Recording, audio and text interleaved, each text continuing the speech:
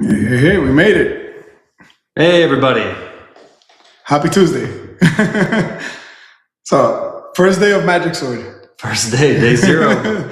Day zero. It's been a long time coming. I feel, right, Mike? Yep, it is time. We've been cooking for a few months here, and really wanted to share with you all what we've been working on. This will be our first live prevention session. The plan is to do one of these with you a week, and really, for lack of a better, nerd out on the attacks happening, tools out there, and techniques, and really, yeah. First, that's it. I love it. Sorry, I was looking at the shot, but they gave us a lot of buttons over here. Yeah, exactly. We're bear with us. We're learning over here. It's like monkey in a spaceship at this point, right? Yeah. Pressing buttons. Yeah, this is too cool. Yeah, seriously. But yeah, plan is like do one of these a week and really share what we've been hacking on. Yes, sir. He's copying me. I am copy and paste. I don't know how long it's gonna last though. Enjoy it. Limited edition beer right now. But yeah, super excited. Yeah, thank you all for joining. This is a big day for us, and hopefully you all saw the press release. And we got a lot of things out there. We've been over the years we've been cooking a lot of projects, a lot of open source tools, and sharing a lot of things. And this is just a culmination of putting everything together and helping you to stop these threats. So this is a big one. It's kind of the plan, and here I think maybe worth spending 2 minutes or 3 introducing ourselves. I bet a bunch of you don't even know who we are or even heard of us. Here, I'm gonna attempt to share my screen for the first time here. Let's see how it rolls. But we came prepared with a slide for this one. A little bit of background. Mic check. Just rip through it. Yeah. Let's go through it. So a little bit on us, like Mike and I, we've been collecting like 35 years, 30 something odd years in the industry. I think all we know is cyber. That's all we've done for forever.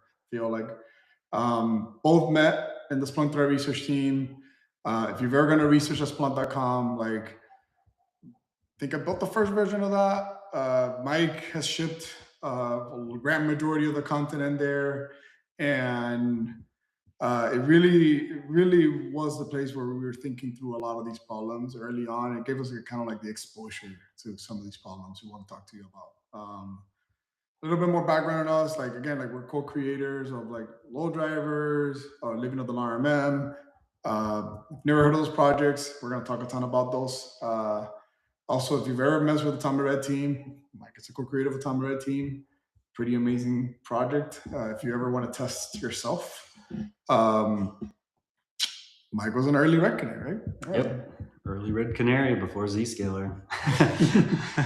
It just got, if nobody's seen it, they literally just got acquired last year by Zscaler. I think it was like pretty massive deal. Yeah. 700 and something million. So congratulations to that team. They're an amazing product if you never mess with a Red Canary as an MDR. I was one of the early co-founders of a company called Zenedge, which is now Oracle's web application firewall and bot management solutions. Feels like 100 years ago, but it really wasn't that long ago. And I think collectively we're thousands of detections, right? Yep. Good at detecting.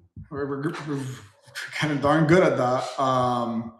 And really, even again, start Googling around for us, did a ton of work for detection as code and detection engineering before they were in industry terms. Again, I don't think, to be fair, Splunk even gets a whole ton of credit about this. But we see a lot of detection engineering the last year and a half now in the industry, which is honestly, it's great to see that light shine on that problem. But again, the reason Splunk, specifically Splunk Research, scales so fast is because we were leveraging this kind of stuff with a pretty small team back then, right? And a ton of the work, again, we're going to dig into and really hopefully over the course of the next few weeks share with you has been like referenced by FBI advisories and like a joint advisory CISA and basically telling environments, critical infrastructure, and corporations like just don't run this stuff, right? And we're going to talk about why. But really, that's a little bit about us in a nutshell. Really 50,000 foot view here. We have about 40 more slides if y'all want to hang out and go through all 39 more. That's painful. No, not really. No. Actually, no. You know what?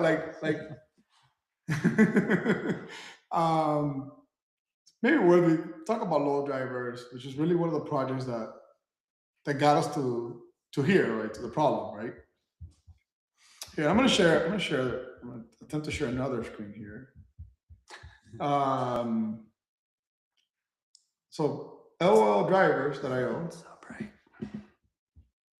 Sorry. Oh, it's too bright. Dark mode. Oh my god. I don't think I've ever seen this site in dark mode. Maybe like once before. It looks good. So. It looks so good in dark mode. I'm like, what have I been missing? It's right? not broken yet. Major feature, by the way.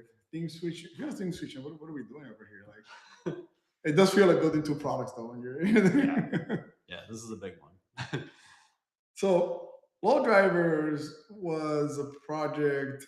It's actually built by a bunch of folks. It wasn't just me and Mike.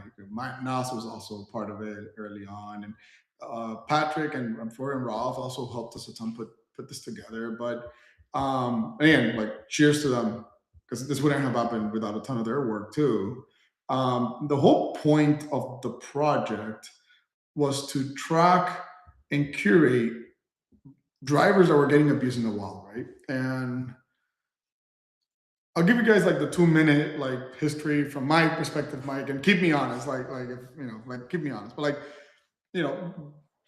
about 3-4 years ago, right around COVID, team was spending a ton of time looking at malware families and more specifically ransomware actors and how they operated, right? And we started seeing a commonality in behavior in this ransomware gangs, which is they were leveraging real vulnerable drivers to use these drivers to kill security controls like EDRs, right? And then I think I remember we did a talk, I think of Texas. We did like a workshop. Yeah, Texas Cyber Summit. Exactly around this. And I particularly remember on that workshop, actually, I love this. You had a slide, you put together a slide that was like a bunch of like news articles where this was getting used. And like, I remember you showing me that slide. I'm like, man, that's crazy how prevalent it is, right? Like if you scroll back just 2 years, it was only maybe nation state every once in a while you'll see that technique leverage, right? So it's definitely been commoditized over the years, right? Yeah, we called it. I did another one at a SANS summit, and it was breaching the depths, because we kind of correlated drivers with like submarines, right? Like you have to kind of go far. You have to dig really deep to even get visibility and understanding of drivers in general, and that's why this project was such a big deal in the beginning, because a lot of folks, they knew it was happening, but nobody was giving us good visibility as to how widespread it actually was, and that's when this really took off. Yeah, and that's exactly that's what this project did. It kind of built together a catalog here. I'm just going to scroll through it of like either drivers that are vulnerable or drivers that are known already malicious, who have been maliciously used in an event, right? And so an actor would come in, use a driver like this. Again, that driver is going to be loading, this vulnerable driver, loading and running at the same privilege level as your security control tool, like your CrowdStrike, Microsoft Defender, your Cortex, your EDR, right? Who's also loading a driver. And they can, through that driver, do whatever they want on the OS technically, right? Like they can kill another process like the security controls. And so this was kind of like the first catalog of us putting this together. Yeah, this is LOLBins HVCI. You want to talk about Elmo Fire? Yeah, that was a Nas and I. We basically, There's a bunch of these drivers that still load despite Windows HVCI. And so we tagged all of them. There's about 465 of them today. And we tagged those with the Elmo Fire so that when you click it, you got a good understanding of which one's going to still load. Normal. Typically, most of them load for the most part. Microsoft with Defender and most AVs now, they do catch these. If you drop one to disk, it'll catch it pretty quick. The ones that are not being caught quick, if you go and look at the GitHub PRs, those are the ones that are still loading. I may stash some in there, so. But yeah, but typically, yeah, we have about 465 today that still load. Exclusive to us compared to the Microsoft block list, right? We have about 730 more than what Microsoft has in theirs in the block list that is out on every Windows 11 box today. So if you were looking, so one of the things that differentiates what you should care about when you're looking at these numbers is you don't really need to go block all 2,133 of them. You could go block the 730 of them, but the most important ones are the HVCI ones. Those are the ones that still load right past everything in Windows. And so you'll see a lot of products are not doing driver inventory. And that's kind of one of the other highlights of this project, is meant to help organizations understand that drivers are out there on every machine, and there's hundreds and hundreds of them. And every app that is random will install another driver. But which ones are the most important ones I need to care about? And so we produce queries here for Splunk and Defender, and Jose's showing here. There's a bunch of integrations. We have different tools that folks have generated, like with Nessus. Velociraptor has a nice, cool one. And all of these are updating as we push new drivers into the project. These are being updated to, catch them on the fly, basically across your fleet. Baby driver also, like, again, this is Florian's, one of Florian's amazing addition here is like you get YARA rules for them. I think there's one that does like all the drivers in one shot. It's pretty crazy one. There's Sigma rules as well, and sysmon config with or without hashes. Actually, no, sorry, alert on or block. Yeah. So again, you get all these resources. To Mike's point, they're part of the project CI pipeline. So like when we get a new driver, instantly regenerates all of these things automatically per driver. And I've actually seen this site get blocked before because we do keep a version of the binary of the driver in here.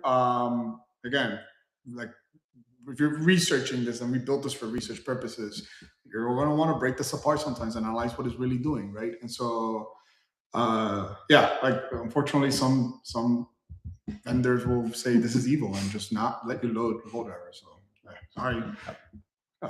We do share all the metadata down there.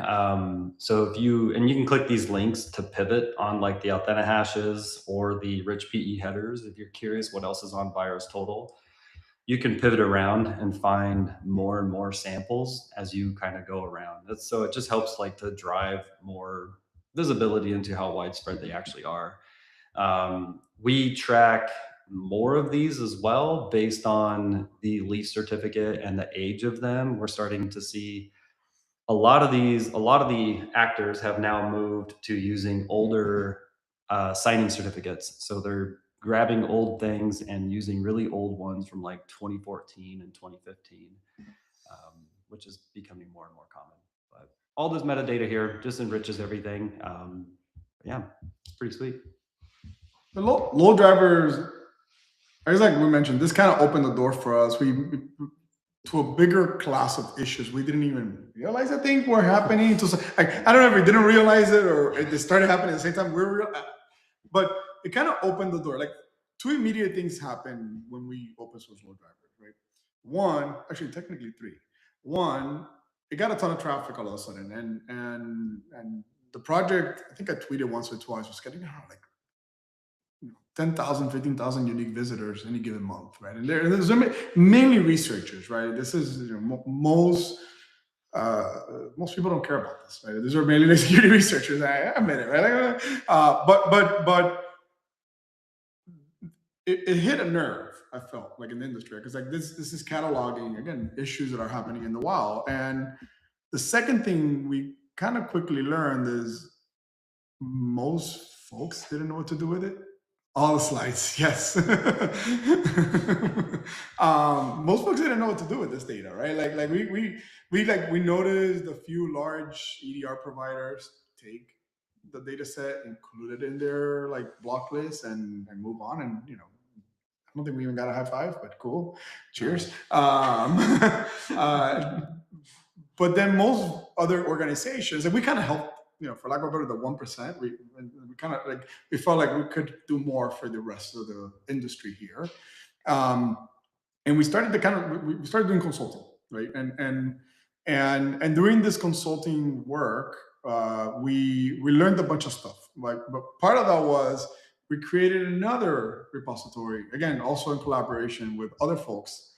Here, I'm gonna share it, but if you never heard of it, this one is even cooler, I feel. I don't know, is it cooler? They're about the same, right? Like, but living off the land, remote management tools, right? And again, I'm just gonna hop over to About, because this one definitely had a lot more contributors in it early on. Like Costa's, I think, was definitely one of the father, not uncle of this thing, right? Like Stephen Dick was the original yes, father of the spreadsheet that kind of kicked us off. The original CSV, I remember that. Yep. High five, Stephen, if you're listening to this. Yes, yeah. We took a CSV and turned it into an entire project, man. Like, so talk about evolution over here, right? Like, we had a bunch of contributions from Twitter and all those folks, just sharing a lot of other repos at the time that were tracking individual items. But there was really no decent centralized location, and that's kind of what we curated and threw in here. And so again, for those folks who may not have ever heard of this kind of class of attack, the first LOLDrivers is looking for bring your own vulnerable driver kind of classes of attacks. This one is allowing a user or company, right, to catalog what remote management tools they have in their environment, right?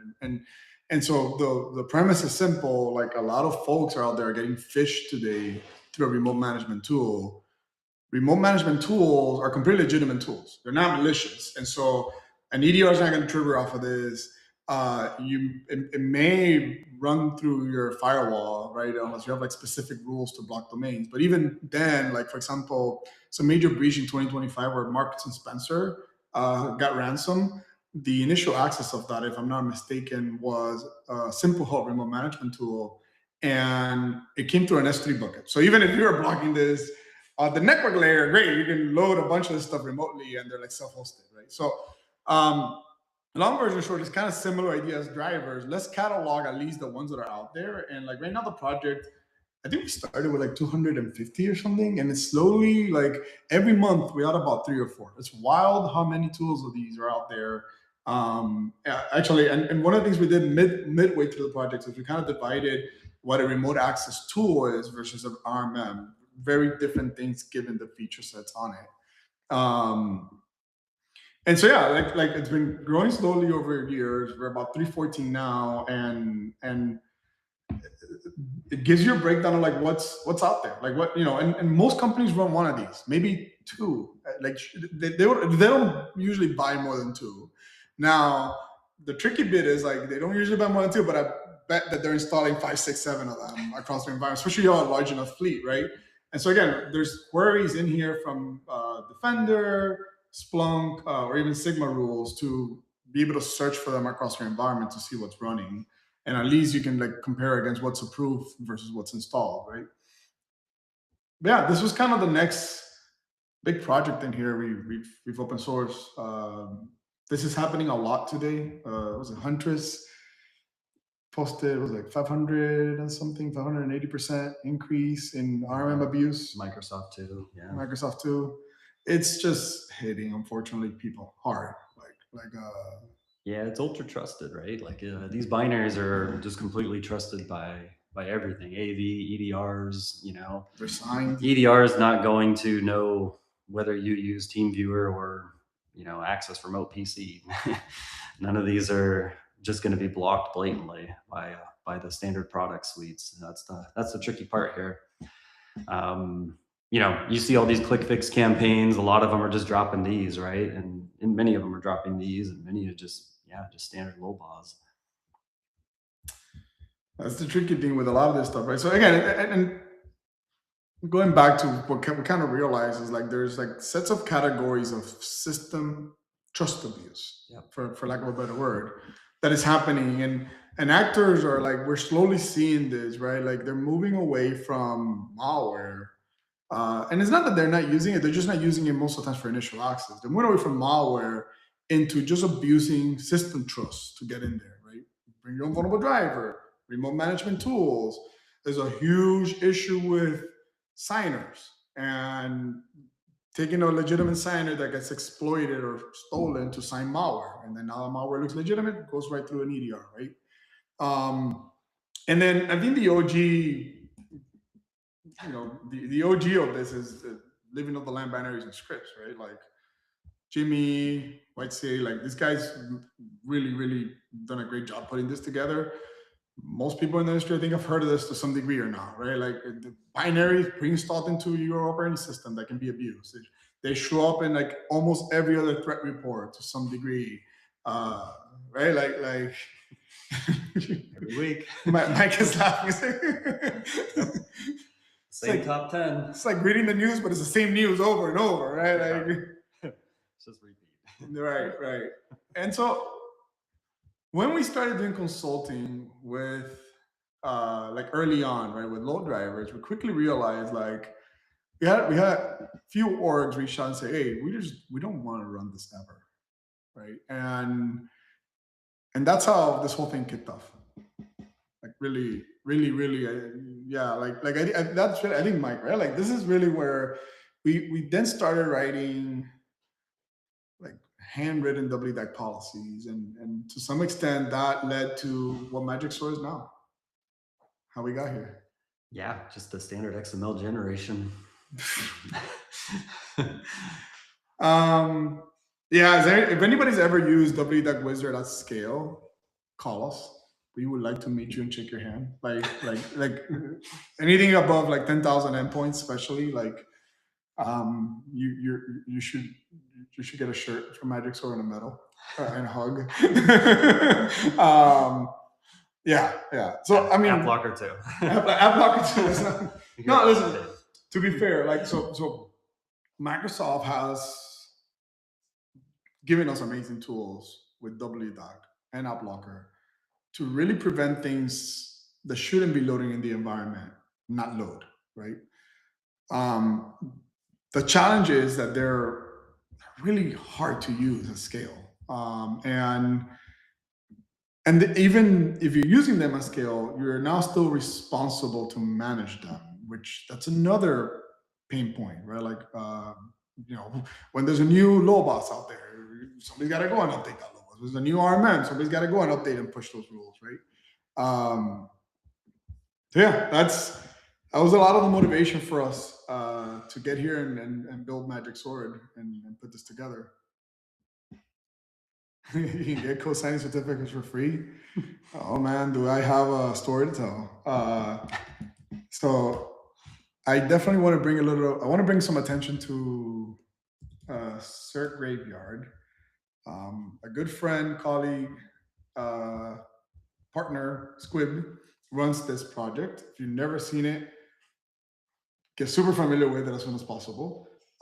He tracks code signing certificates that are essentially getting abused in the wild today, right? And he works with a lot of the CAs to try to get them revoked.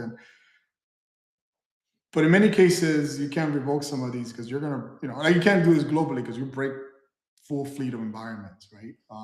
And Microsoft surely can't either because they're gonna cause a ton of compatibility pain with their customers, right? So he has probably one of the better resources out there for things that are getting abused. And again, we partner with him. So like if you look at partnerships, we'll talk about how we do what we do in Magic Sword, but like we definitely work a ton with him and like try to prevent these things from even loading, right? Like if you have a certificate that was stolen and that certificate is trying to load, whether it's malware or not, in an environment, you should probably at least have an alert that tells you that.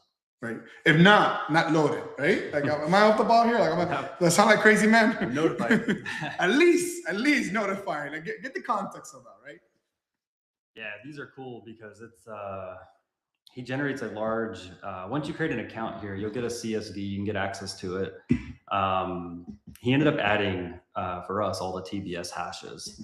And so we just consume this to allow for prevention of these things. And he frequently updates this. I think I just tweeted earlier today.